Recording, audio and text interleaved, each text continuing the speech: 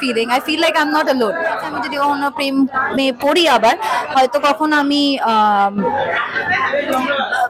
খুব ম্যাচিওর ভাবে অ্যাক্ট করবো, সবকিছুই আমার জন্য হচ্ছে এইটা আমি কখনো ভাববো না। আমি এমন একজন মানুষের সঙ্গে আছি যে ইকুয়ালি আমাকে ততটাই ভালোবাসে এবং সম্মান দেয়, যেটা আমি একটা শিব ঠাকুর দিয়েছিল আমার জন্মদিনে, একটা রূপোর এত সুন্দর দেখতে একটা শিব ঠাকুর আমাকে দিয়েছিল। নতুন বছরে নতুন ভাবে পর্দায় মধুমিতা সরকার কি আসতে চলেছে এবার গোয়েন্দার চরিত্রে? একদম, এটা তো গোয়েন্দা চরিত্র, কিন্তু আমি গোয়েন্দার মানে অ্যাসিস্ট্যান্ট আর কি। ব্যাপারটা হচ্ছে যে অবশ্যই একটা বারবার বলছি একটা ক্যারিজম্যাটিক পার্সোনালিটি হচ্ছে ফেলু বক্সি, যেখানে ও হচ্ছে খাবার খেতে ভালোবাসে, at the same time tension হলে বলে চলো দই খাই, বা দই খেতে খেতে কেস সলভ করছে, দইয়ের মতোই কেসটা ওর কাছে পরিষ্কার হয়ে উঠছে, বা দইয়ের মতো ঘাটাও বলতে পারে। মানে এটা হচ্ছে ফেলু বক্সি, মানে অ্যামেজিং পার্সোনালিটি হি ইজ। তো যেটা দেবযানী প্রচন্ড অ্যাডমায়ার করে, সেটার জন্যই হয়তো একটা ফুল টাইম জব থাকা সত্ত্বেও, আরজে থাকা সত্ত্বেও ও ফেলুর সঙ্গে ওর প্রত্যেকটা গোয়েন্দা এক্সপেডিশনে কোম্পানি করে, আর তার সাথে ও দারুণ ভাবে ওটার সাথে জড়িয়ে যে কটা ডিটেকটিভ কেসগুলোকে সলভ করার ও দৌড়াদৌড়ি করে ওটার সাথে। তো সব মিলিয়ে ফেলু বক্সির যে এই দারুণ ব্যালেন্সটা, আর তার সাথে হিউমার, কমেডি, মানে সবকিছুই রয়েছে এই গল্পটার মধ্যে, ফুল মশালা ফিল্ম। সো আমার সব মিলিয়ে দারুণ লেগেছে। এই যে রহস্য উন্মোচন, এই বিষয়টার মধ্যে কিন্তু আলাদা একটা থ্রিল, আলাদা একটা এক্সাইটমেন্ট রয়েছে। তোমার কতটা ফিল করেছো কাজ করার সময়? আমি এটা প্রথমবার আর কি আমি ডিটেকটিভ গল্প করছি, মানে এর আগে আমি কখনো এরকম গোয়েন্দা গল্প করিনি। তো আমার কাছে প্রত্যেকটা ডিটেকটিভ গল্পের একটা দারুণ জিনিস, যেটা আমি নতুন, মানে যেটা আমি প্রথমবার রিয়েলাইজ করলাম, প্রথমবার করছি বলে, সেটা হচ্ছে প্রত্যেকটা সিন তার কন্টিনিউশন প্রচন্ড ইম্পর্টেন্ট। মানে একটা সিন করতে যাওয়ার আগে আমরা ডেফিনেটলি তার আগে তারপরে কি ছিল ওটা আমরা দেখি, কিন্তু এখানে প্রত্যেকটা ক্লু, আগের সিনে কোন ক্লুটা বোঝা গেছে বা তার দুটো তিনটে সিন আগে, মানে ইট ইজ কমপ্লিটলি সবটা মাথায় রাখতে হয়, না হলে গল্পটা মাথায় না থাকলে পাঠটা করা তো ডেফিনেটলি খুব ডিফিকাল্ট হয়ে যায়। তো এইখানে সবকিছু ইজ এক্সট্রিমলি ইম্পর্টেন্ট, মানে সেই গল্পটা না হলে ভিজুয়ালাইজ করা যায় না, কারণ ছোট ছোট জিনিসগুলোর ওপর অনেক বড় বড় টার্ন নির্ভর করে থাকে। সো ডিটেকটিভ গল্পের এটা খুব মজার লেগেছে আমার। আপনারা কি ভাবছেন রহস্য উন্মোচন শুধু অভিনেতা অভিনেত্রীরা করে? আমরাও করি। তিনি ঘুরতে যেতেন, তবে আমাদের প্রশ্ন ছিল একা একা যেতেন, কিভাবে ঘুরতেন, একা কোথায় যেতেন? তবে এবার আমরা জানতে পেরেছি তিনি একা কিন্তু ঘুরতে যেতেন না। এতদিনে আমি একাই ঘুরতে যেতাম, আমি শিব ঠাকুরকে দেখা করতে আমি একাই ঘুরতে যেতাম, ওই জন্য শিব ঠাকুর একটা সঙ্গী পরে পাঠিয়ে দিল। শিব ঠাকুরকে দেখতে যেতেন, তবে শিবকে নিয়ে যেতেন? শিবকে নিয়ে যেতাম না, আমার জীবনে ছিল না। এই কি আমার জীবনে ছিল না, আমি একাই যেতাম শিব ঠাকুরের সঙ্গে দেখা করতে যেতাম, বলতে দিকে আমি একা একাই এসেছি, খুব খুশি। কিন্তু এখন একটা সঙ্গী হয়ে গেছে। আচ্ছা, তোমাদের একটা ছোটবেলাকার বন্ধু বললে?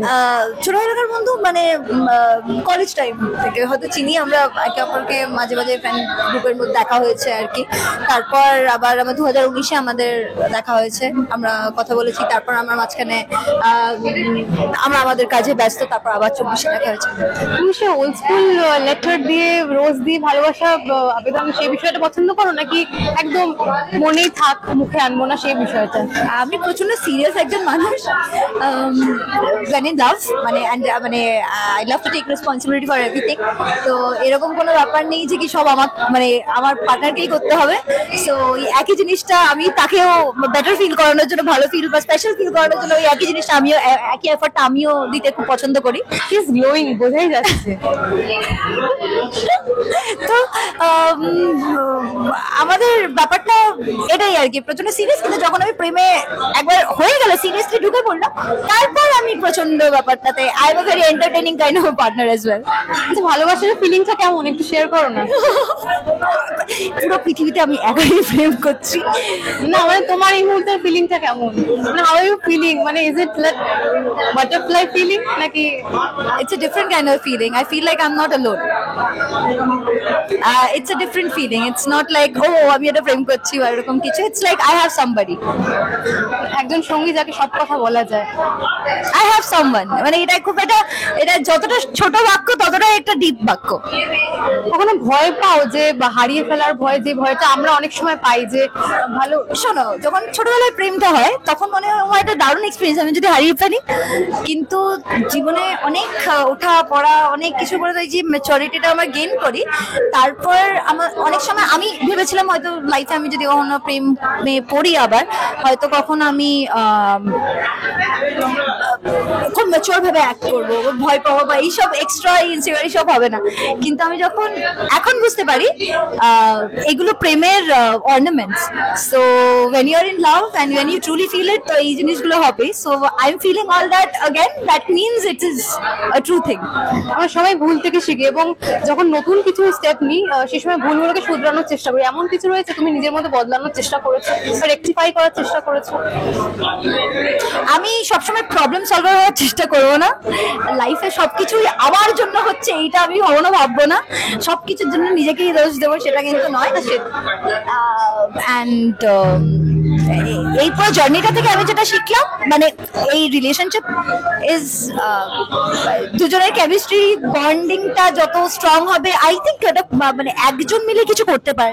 এটা বোথ ফিটিং। আমি একা 100 পা হেঁটে দিলে তো হবে না, ওকেও পুরো করতে হবে, আর এটা খুব মন থেকে আসতে হবে। সো আই থিঙ্ক আমি এমন একজন মানুষের সঙ্গে আছি যে ইকুয়ালি আমাকে ততটাই ভালোবাসে এবং সম্মান দেয় যেটা আমি দিই। এবং বন্ধু সবার আগে, এবং বন্ধু। So he is my very good friend. একদম। ফেলু বক্সি নিয়ে কিছু বললো তোমাকে যখন তোমাকে প্রথমবার এরপরে ডিটেকটিভ চরিত্রে দেখতে পেলে? ও তো ডেফিনেটলি এনকারেজ করে, আমার কাজকেও প্রচন্ড রেসপেক্ট করে, আর ও এক্সাইটেড। ফেলু বক্সি বলছে যখন আসবে তখন দেখবো কেমন করেছিস পাঠ। ভয় পাচ্ছে যে বাড়িতেও সে মানে এরকম গোয়েন্দা হয়ে উঠবে কিনা? না না, ও সব নিয়ে ভয় পাচ্ছে না। আমি গোয়েন্দা টোয়েন্দা হবো কিনা, আমাদের ব্যাপারটা খুবই সিমলেস। আচ্ছা, একটা গিফট পেয়েছে, এমন কোনো স্পেশাল গিফট যেটা এই মুহূর্তে শেয়ার করতে চাইবে? ও আমার সবসময় কিছু না কিছু গিফট করতে থাকে। সো তার মধ্যে একটা স্পেশাল যেটা মনে রয়ে গেছে? একটা শিব ঠাকুর দিয়েছিল আমার জন্মদিনে, একটার উপর এত সুন্দর দেখতে একটা শিব ঠাকুর আমাকে দিয়েছিল। এবং তুমি দিয়েছিলে যেটা তোমার মনে হয় খুব স্পেশাল? আমি এখন অব্দি ওকে কিচ্ছু দিইনি। ভালোবাসা তো দিয়েছো। সেটা দিয়েছি, মানে কোনো গিফট দিইনি আমি এখন ওকে। একদম। দর্শককে বলে দাও কবে আসতে চলছে ফেলু বক্সি? ফেলু বক্সি আসছে 17 জানুয়ারি আপনাদের নিকটবর্তী প্রেক্ষাগৃহে। তো প্লিজ আপনারা যান, গিয়ে দেখে আসুন কেমন লাগলো। আর আমাদের অবশ্যই জানাবেন আপনাদের এই সিনেমাটা কেমন লাগলো, আর আপনাদের ফিডব্যাকের জন্য ওয়েট করে আছি। সো প্লিজ গিয়ে দেখে আসুন। Thank you so much.